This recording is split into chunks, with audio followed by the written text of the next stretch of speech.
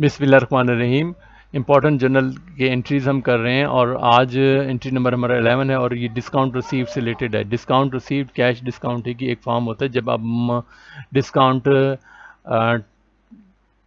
Cash discount लेते हैं तो उसे डिस्काउंट रिसीव्ड कहते हैं। ये कैश डिस्काउंट जब हम लेते हैं, कैश डिस्काउंट जब दिया जाता है तो डिस्काउंट अलाउड कहलाता है। जी, पहली ट्रांजैक्शन है paid cash to Hamad ₹50,000 discount receive 2,000 कि हमने उसको दिया। कितना दिया जी? 50,000 और डिस्काउंट कितना लिया जी? 2,000।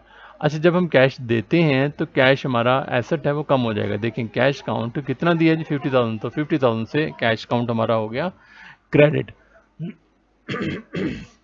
सॉरी जी।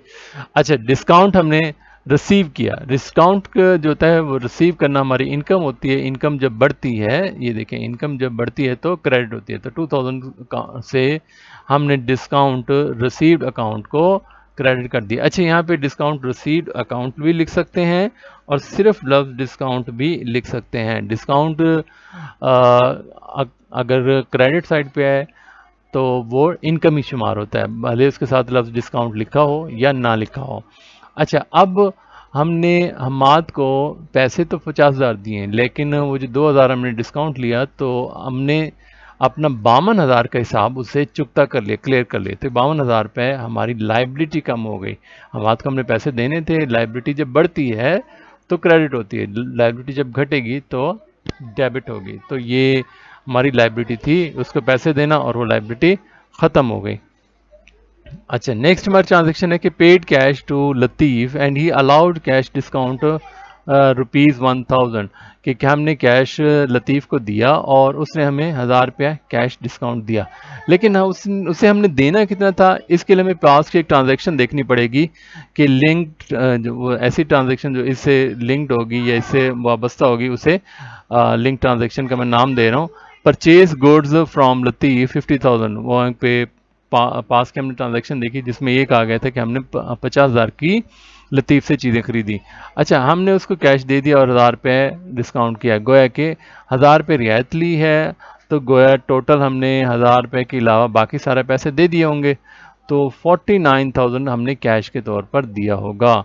तो कैश हमारा गया 49,000 और ये हमने डिस्काउंट जो रिसीव किया है ये हमारी इनकम है। इनकम क्योंकि जब बढ़ती है तो क्रेडिट होती है।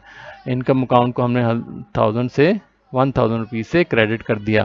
और लतीफ़ की जो हमारी लाइबिलिटी थी वो 50,000 की थी। 50,000 की लाइबिलिटी हमारी ख़त्म हो गई। लाइबिलिटी जब कम होती है, ख़त्म होती है तो डेबिट होती है। देखें, लाइबिलिटी जब बढ़ती है तो क्रेडिट होती है, घटती है तो डेबिट होती है।